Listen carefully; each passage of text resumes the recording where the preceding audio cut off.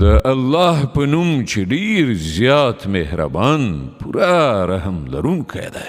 قسم دی پر سهار او پر لسو شپو او پر جفت او طاق او په شپې چې کله هغه تیریږي.